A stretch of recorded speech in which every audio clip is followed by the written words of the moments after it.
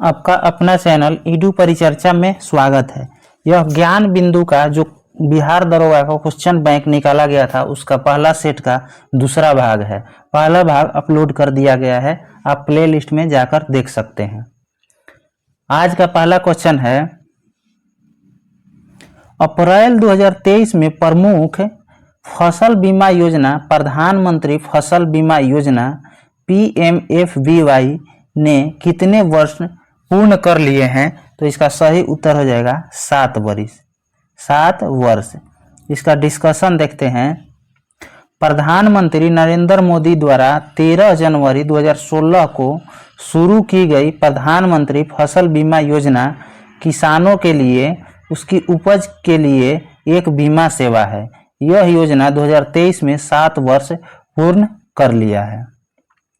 आगे क्वेश्चन है, Buxa tiger reserve खाली स्थान राज्य में स्थित है, तो बुक्सा पश्चिम बंगाल में है। बुक्सा टाइगर रिजर्व पश्चिम बंगाल में स्थित है।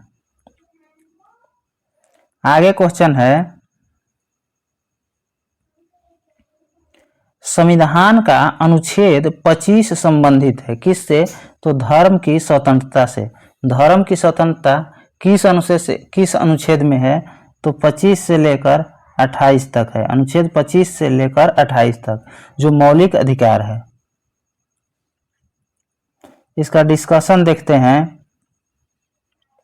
संविधान का अनुच्छेद 25 धर्म की स्वतंत्रता से संबंधित है। संविधान के भाग 3 में अनुच्छेद 12 से 35 तक मूल अधिकारों का विवरण है। मूल अधिकार अमेरिका के संविधान से लिया गया है। संविधान के भाग 3 को भारत का मैग्ना कार्टा की संज्ञा दिया गया है। भारत का मैग्ना कार्टा भाग 3 को कहा जाता है। आगे क्वेश्चन है, नाबिब मरुस्थल स्थित है कहाँ पे है? तो यह अफ्रीका में है। नाबिब मरुस्थल अफ्रीका में है। आगे क्वेश्चन है, पुस्तक हिंद स्वराज निम्नलिखित में से किसके द्वारा लिखा गया था? तो यह महात्मा गांधी के द्वारा। महात्मा गांधी के द्वारा। इसका डिस्कशन देखते हैं। पुस्तक हिंद स्वराज महात्मा गांधी द्वारा लिखी गई है। 1909 में महात्मा गांधी ने हिंद स्वराज की रचना की थी। यह मूल रूप से किस भाषा में थी? तो गुजराती में थी। आगे क्वेश्चन है, वर्तमान में केंद्रीय सत्कर्ता आयुक्त जब एग्जाम हुआ था 2023 का, उस समय का पूछ रहा है, तो उस समय PK श्रीवास्तव थे। आज भी शायद PK श्रीवास्तव ही हैं। केंद्रीय सत्कर्ता आयुक्त CVC सेंट्रल विजिलेंस कमीशन। वर्तमान में केंद्रीय सत्कर्ता आयुक्त PK श्रीवास्तव हैं, अभी भी यही हैं। केंद्रीय सत्कर्ता आयुक्त केंद्र सरकार में भ्रष्टाचार रोकने के लिए एक प्रमुख संस्था है। संथानम समिति की सिफारिश पर सन 1964 ईस्वी में केंद्र सरकार द्वारा पारित एक प्रस्ताव के अंतर्गत इसका गठन किया गया था। अगला क्वेश्चन है, संसद के दोनों सदनों की संयुक्त बैठक के लिए गणपूर्ति चाहिए कितना? तो यह दोनों सदनों की कुल सदस्य संख्या का 10वां 1/10 भाग। इसका डिस्कशन देखते हैं। संसद के दोनों सदनों की संयुक्त बैठक के लिए गणपूर्ति दोनों सदनों की कुल सदस्य संख्या का 1/10 होने चाहिए। कोरम या गणपूर्ति क्या है? तो सदस्यों की न्यूनतम संख्या है जिसकी उपस्थिति में सदन का कार्य संपादित होता है।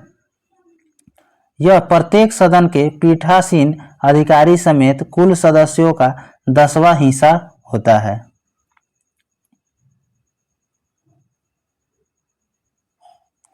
आगे क्वेश्चन है, भारत में प्रतिवर्ष आर्थिक सर्वेक्षण कौन प्रकाशित करता है? तो इसका सही उत्तर हो जाएगा वित्त मंत्रालय। वित्त मंत्रालय भारत सरकार का। इसका डिस्कशन देखते हैं।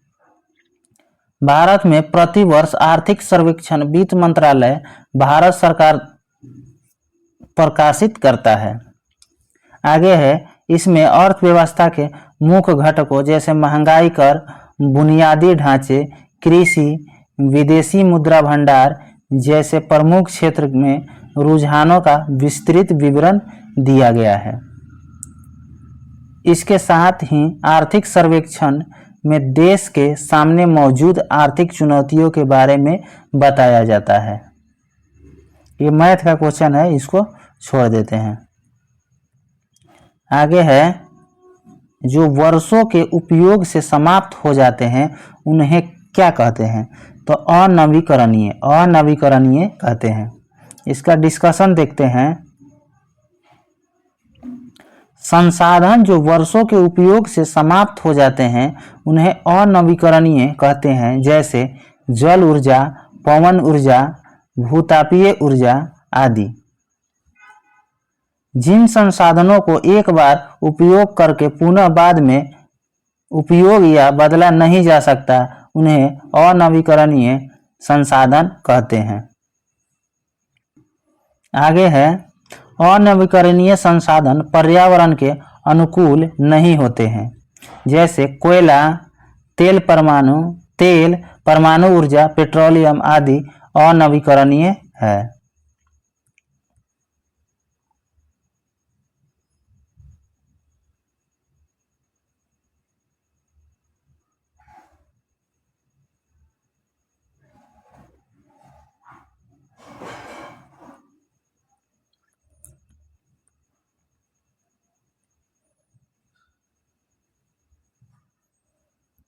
आगे क्वेश्चन है, जीवों के परिरक्षित अवशेष कहलाते हैं क्या?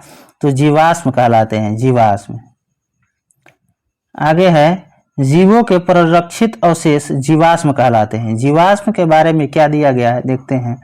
सामान्यतः जीव की मृत्यु के बाद उसके शरीर का अपघटन हो जाता है तथा वह समाप्त हो जाता है, परंतु कभी-कभी जीव अथवा उसके कुछ भाग ऐसे वातावरण में चले जाते हैं जिसके कारण इनका अपघटन पूरी तरह से नहीं हो पाता है।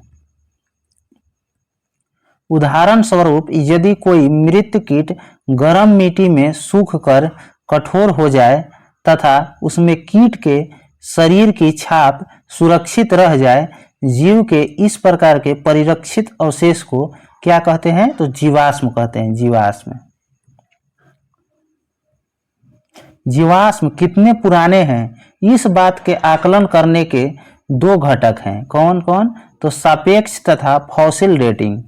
जीवाश्म के परत दर परत वर्षों तक अधिक दाब के कारण दब जाने के कारण चट्टान बनते हैं।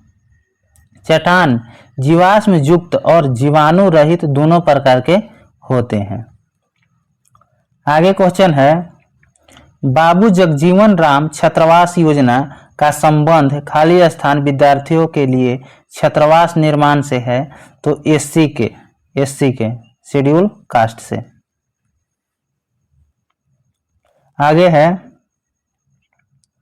बाबू जगजीवन राम छात्रावास योजना अनुसूचित जाति यानी एससी के छात्रों के लिए छात्रावास का निर्माण तथा छात्रों की गुणवत्तापूर्ण शिक्षा प्राप्त करने में सक्षम बनाने हेतु प्रोत्साहित करने के साधनों में से एक है। यह योजना लड़कियों के लिए 1961-66 से चल रही है।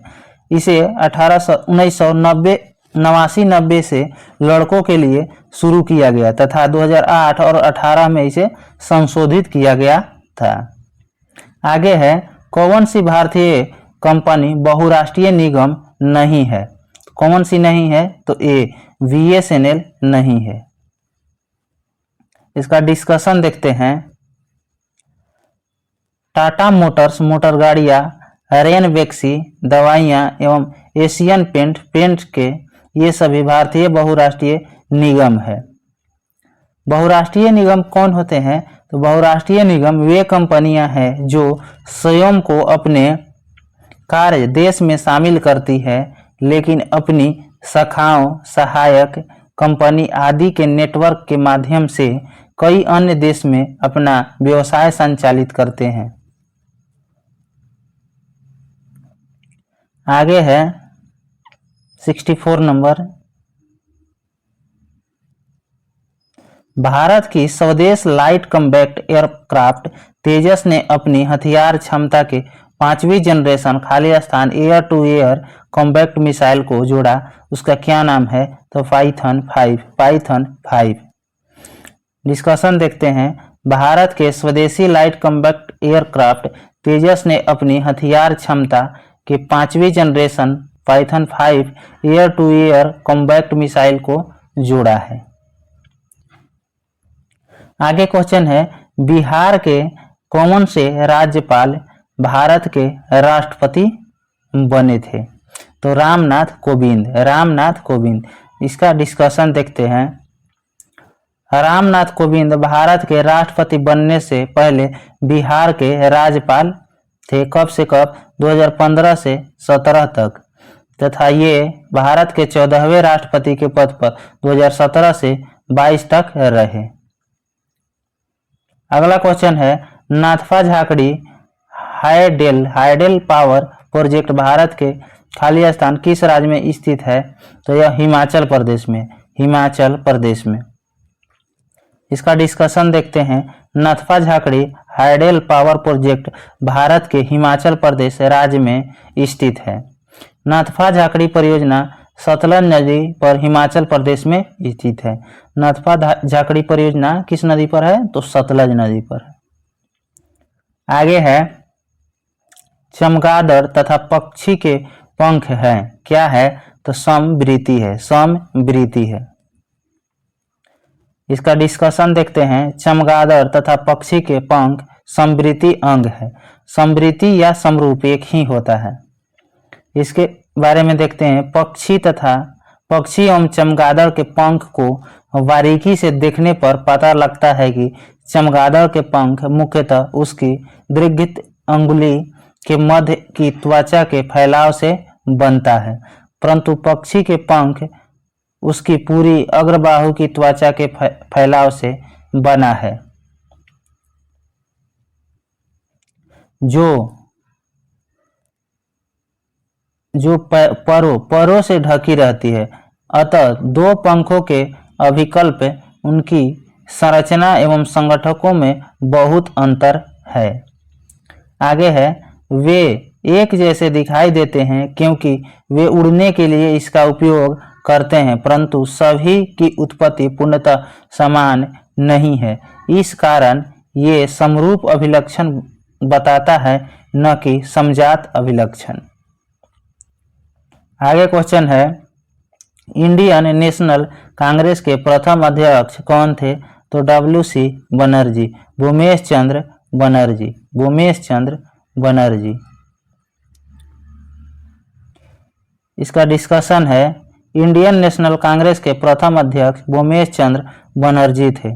भारतीय राष्ट्रीय कांग्रेस की स्थापना एक अवकाश प्राप्त अंग्रेज ICS अधिकारी एलन ऑक्टेवियन ह्यूम के द्वारा दिसंबर 1885 में की गई थी। इसकी प्रथम बैठक 28 दिसंबर 1885 को बंबई के ग्वालियर टैंक स्थित गोकुलदास तेजपाल संस्कृत कॉलेज में हुआ था। इस अधिवेशन का प्रथम अध्यक्ष भूमेश चंद्र बनर्जी तथा सचिव A.O. ह्यूम थे।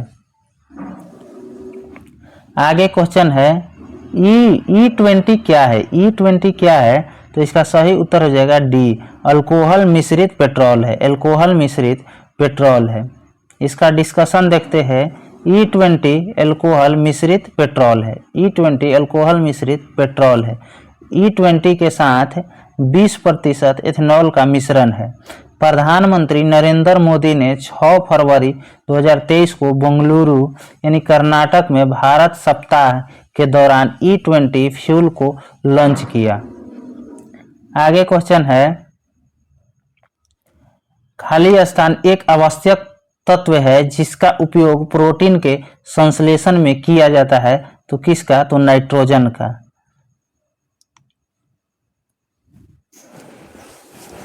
इसका डिस्कशन देखते हैं।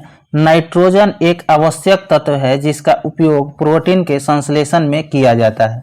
नाइट्रोजन तत्व पादप द्वारा कैल्शियम, सल्फर, फास्फोरस या अन्य तत्वों की तुलना में अधिक मात्रा में प्रयोग किया जाता है। नाइट्रोजन पादपों को मुख्यतः न्यूक्लिक अम्ल, प्रोटीन तथा अन्य नाइट्रोजनी पदार्थ के संश्लेषण हेतु किया जाता है। वातावरण में 78% नाइट्रोजन है, परंतु पादप इसे गैस के रूप में न लेकर नाइट्रेट्स और नाइट्राइट्स के रूप में प्रयोग करती है। आगे क्वेश्चन है अंतर्राष्ट्रीय शांति दिवस मनाया जाता है कब? तो 21 सितंबर के। इसका डिस्कशन देखते हैं। अंतर्राष्ट्रीय शांति दिवस प्रत्येक वर्ष 21 सितंबर को मनाया जाता है। 21 सितंबर 2023 को अंतर्राष्ट्रीय शांति दिवस मनाए जाने की घोषणा की गई, जिसकी थीम क्या थी? तो शांति के लिए कार्रवाई, वैश्विक लक्ष्यों के लिए हमारी महत्वाकांक्षा। आगे क्वेश्चन है बड़े स्क्रीन पर जेम्स बॉन्ड की भूमिका निभाने वाले प्रथम अभिनेता कौन थे? तो शॉन कॉर्नरी। इसका डिस्कशन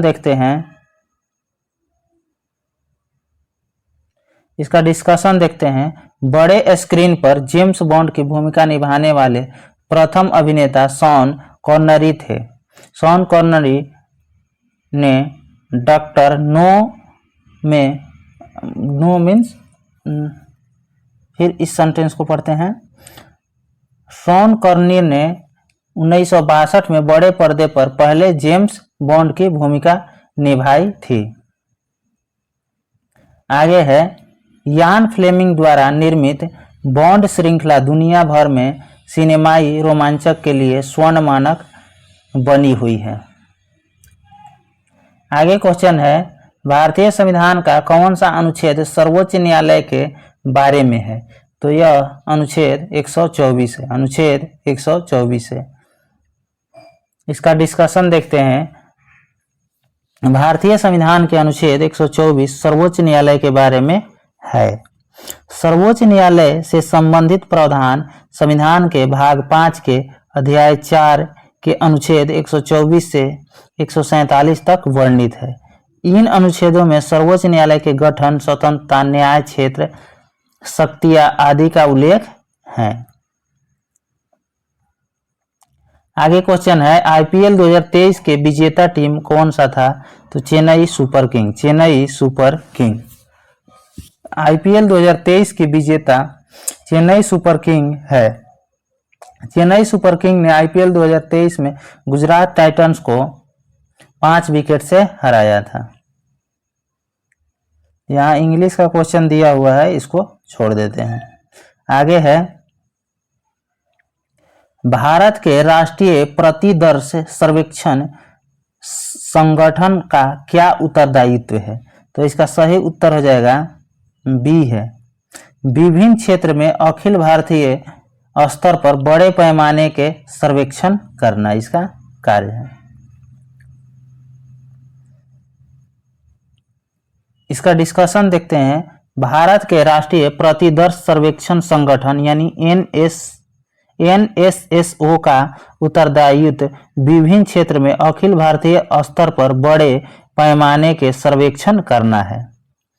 एनएसएसओ एक राष्ट्रव्यापी संस्था है। इसकी स्थापना 1950 में देश के आंकड़ों संबंधी आवश्यकताएं पूरी करने और राष्ट्रीय आय तथा अन्य संबंधित आंकड़ों की अनुमान लगाने के लिए एवं बड़े पैमाने पर सर्वे करने के उद्देश्य से की गई थी। कब? तो 1950 में।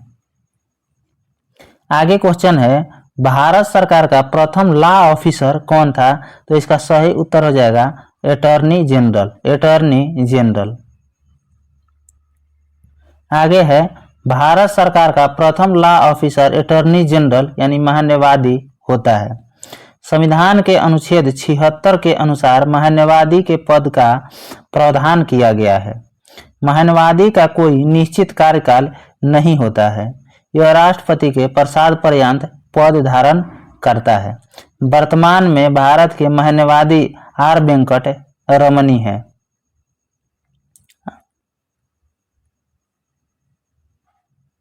आगे है एनवीएस 01 खाली स्थान है क्या, तो एक उपग्रह है NVS-01 उपग्रह, एक उपग्रह है। यह उपग्रह इसरो के नेविगेशन सैटेलाइट श्रृंखला के पेलोड की दूसरी पीढ़ी की उपग्रह में से पहला है।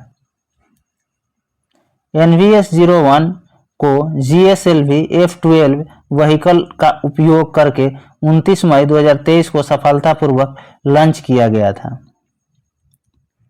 आगे क्वेश्चन है बोस्कियाना। बोस्कियाना गुलजार पर एक हिंदी पुस्तक है, किसके द्वारा संकलित की गई है, तो इसका सही उत्तर हो जाएगा यशवंत व्यास के द्वारा, यशवंत व्यास के द्वारा। इसका डिस्कशन है बोस्कियाना गुलजार पर हिंदी पुस्तक यशवंत व्यास के द्वारा संकलित की गई है। यह किताब गुलजार की फिल्म, कविताएं, दर्शन, जीवन शैली और नापसंद के माध्यम से उनके जीवन को दर्शाती है। यह मैथ का है, इसको छोड़ देते हैं। आगे क्वेश्चन है नौजवान।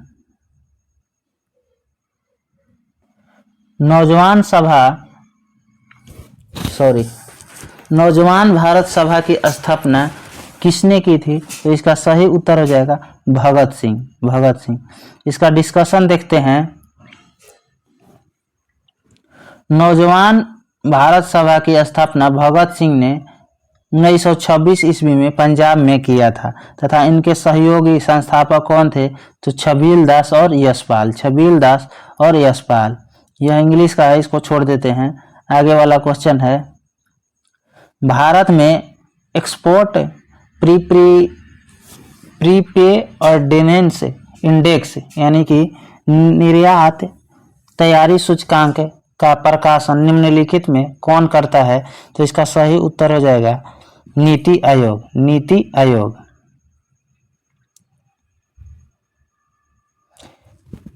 इसका डिस्कशन देखते हैं।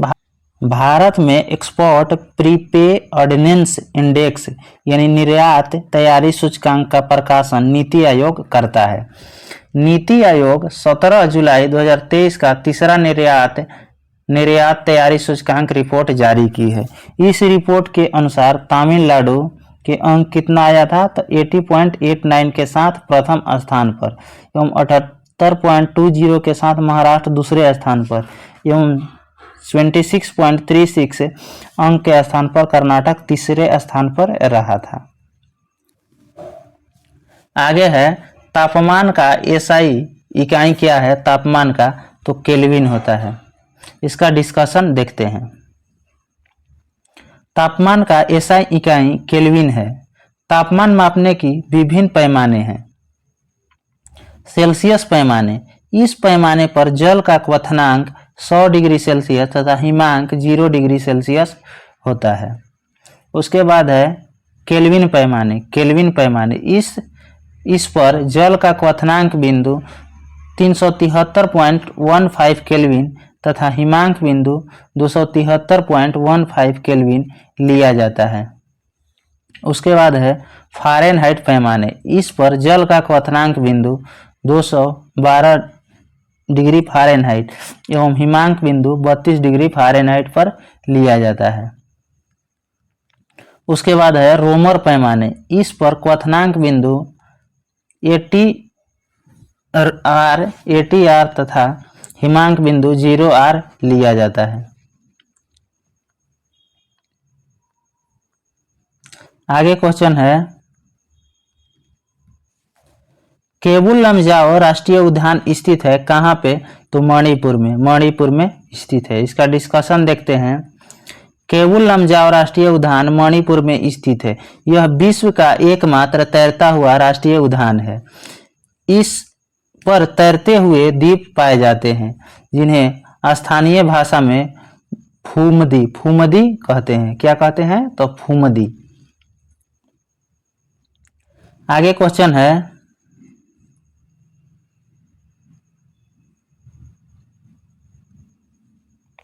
प्रेरित विद्युत वाहक धारा की दिशा दी जाती है, तो इसका सही उत्तर हो जाएगा ए, फ्लेमिंग के दक्षिण हस्त के नियम के द्वारा, फ्लेमिंग के दक्षिण हस्त के नियम के द्वारा। इसका डिस्कशन देखते हैं। प्रेरित विद्युत धारा की दिशा फ्लेमिंग के दाएं हस्त नियम के द्वारा प्रतिपादित की जाती है। इसका ये फोटो है, इसको देख लेना है। इसके बाद यहाँ है इसका डिस्कशन।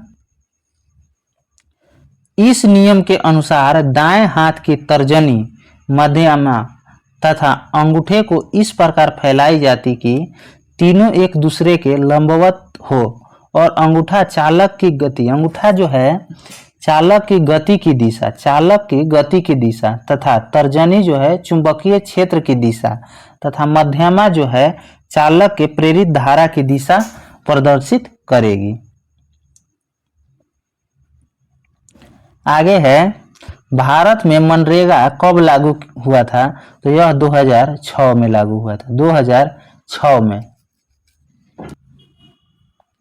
आगे है भारत में मनरेगा 2 फरवरी 2006 को लागू किया गया था। इसकी शुरुआत आंध्र प्रदेश के बंदलापल्ली जिले के अनंतपुर गांव से हुआ था। पूर्व में इसका नाम नरेगा था, जिसे 2 अक्टूबर 2009 से नाम बदलकर मनरेगा कर दिया। 2 अक्टूबर 2009 से नाम मनरेगा कर दिया गया। यह इंग्लिश का क्वेश्चन है, इसको छोड़ देते हैं। आगे है आंख और उसके रोगों से संबंधित चिकित्सा शास्त्र की शाखा को क्या कहा जाता है? तो इसका सही उत्तर हो जाएगा ऑप्थेमोलॉजी। आंख और उसके रोग से संबंधित चिकित्सा शास्त्र को ऑप्थेमोलॉजी कहा जाता है। आगे है निम्नलिखित में कौन सी विशेषता खनिज पदार्थों में नहीं पाई जाती है? तो इसका सही उत्तर हो जाएगा सी, ये खत्म नहीं हो सकता है, ये खत्म नहीं हो सकता है। खनिज पदार्थों के बारे में क्या क्या है? तो यह प्राकृतिक प्रक्रिया द्वारा बनते हैं, इसका एक विशिष्ट रासायनिक संगठन होता है तथा इसका फैलाव एक समान नहीं होता है। इसका डिस्कशन देखते हैं। खनिज पदार्थ ये खत्म नहीं हो सकता है, ये विशेषता नहीं पाई जाती है। खनिज क्षयशील साधन है जिसका नवीकरण नहीं किया जा सकता है। भारत में अधिकांश खनिज क्षेत्र प्रायद्वीपीय भारत में पाए जाते हैं। आगे है कोरापुट खाने भारत के किस राज्य में स्थित है? कोरापुट जो है उड़ीसा में है। कोरापुट कहाँ है? तो उड़ीसा में है। इसका डिस्कशन को देखते हैं। कोरापुट खाने भारत के उड़ीसा राज्य में स्थित है। यह उड़ीसा में स्थित पंचपतमाली पहाड़ी पर बक्साइड के उत्पादन के लिए प्रसिद्ध है। उड़ीसा के लिए अन्य खनिज क्षेत्र कौन सा है? तो क्योंझर है, सुंदरगढ़ है और कालाहांडी है। अगला क्वेश्चन है औरंगजेब का मृत्यु कब हुई थी? तो यह 1707 में हुआ था, 1707 में हुआ था। इसका डिस्कशन देखते हैं। औरंगजेब की मृत्यु 1707 ईस्वी में हुई थी। 3 मार्च 1707 को प्रातः काल में नमाज संपन्न करने के बाद अहमदनगर में औरंगजेब की मृत्यु हो गई। उसके शव को दौलताबाद स्थित खुलदाबाद नामक स्थान पर ले जाया गया, जहां पर प्रसिद्ध सूफी शेख बुरहानुद्दीन के मकबरे का चहार दीवारी के अंदर उसे दफनाया गया। औरंगजेब का जन्म 1618 ईस्वी में उज्जैन के निकट दोहद नामक स्थान पर मुमताज महल के गर्भ से हुआ था। अगला क्वेश्चन है किस मूल्यों में से सरकार फसलों के समर्थन में कौन से मूल्य की घोषणा करती है? तो न्यूनतम समर्थन मूल्य। आगे है भारत सरकार फसलों के समर्थन में न्यूनतम समर्थन मूल्य यानी एमएसपी की घोषणा करती है। न्यूनतम समर्थन मूल्य मिनिमम सपोर्ट प्राइस को कृषि लागत एवं मूल्य आयोग की सिफारिश के आधार पर वर्ष में 2 बार तय किया जाता है।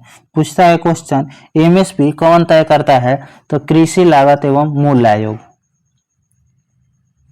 आगे है, यह किसानों को उनके उत्पाद के लिए गारंटीकृत मूल्य और निश्चित बाजार उपलब्ध कराने के लिए एक सुरक्षा जाल के रूप में कार्य करता है। अगला क्वेश्चन है, जल के अणुओं की अर्धपरागम्य झिल्ली के द्वारा गति कहलाती है क्या? तो परासरण कहलाती है। इसका डिस्कशन देखते हैं। जल के अणुओं की अर्धपरागम्य झिल्ली द्वारा गति प्रसारण कहलाती है। प्रसारण यानी ओस्मोसिस, प्रसारण की प्रक्रिया में जल को विलायक के अणु अर्धपरागम्य झिल्ली के द्वारा जल के अधिक सांद्रता वाले क्षेत्र में जल के कम सांद्रता वाले क्षेत्र की ओर गमन करता है। मतलब अधिक सांद्रता वाले क्षेत्र से कम सांद्रता वाले क्षेत्र की ओर जल गमन करता है। इस क्रिया को प्रसारण यानी ओस्मोसिस कहा जाता है। आगे है, प्रसारण की प्रक्रिया बिना अर्धपरागम्य झिल्ली के संभव नहीं है। प्रसारण के उदाहरण है, प्रसारण पौधे अपने मूल रोम से भूमि से जल अवशोषित करती है। पौधे के कोशिका में जल का संचलन प्रसारण द्वारा ही होता है। यह हिंदी का क्वेश्चन है, इसको आगे बढ़ते हैं देखकर। ये इंग्लिश वाला भी छोड़ देते हैं। अगला है, कोइलवर पुल खाली स्थान पर स्थित है। कोइलवर जो पुल है सोन नदी पर स्थित है। इसका डिस्कशन देखते हैं।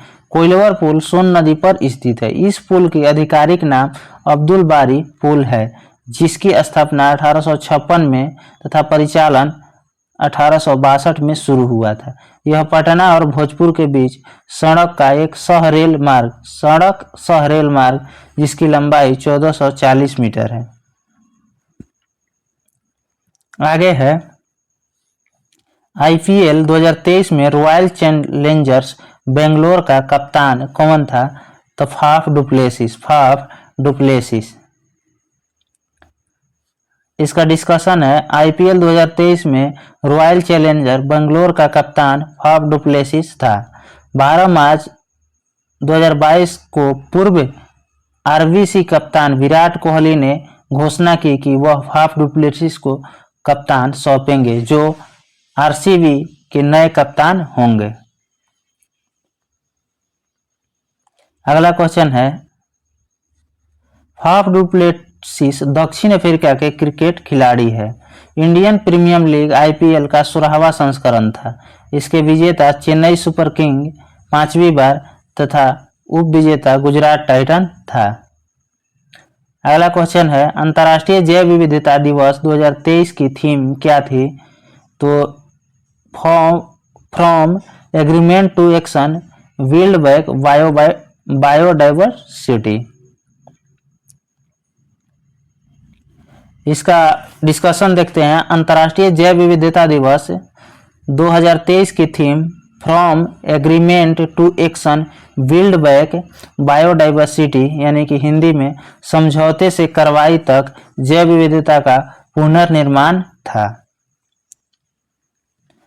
22 मई को मनाया जाने वाला अंतर्राष्ट्रीय जैव विविधता दिवस पृथ्वी पर जीवन को बनाए रखने के लिए जैव विविधता के महत्व के बारे में जागरूकता बढ़ाता है। जैव विविधता 2022 का थीम क्या है? सभी के लिए एक साझा जीवन, साझा भविष्य का निर्माण।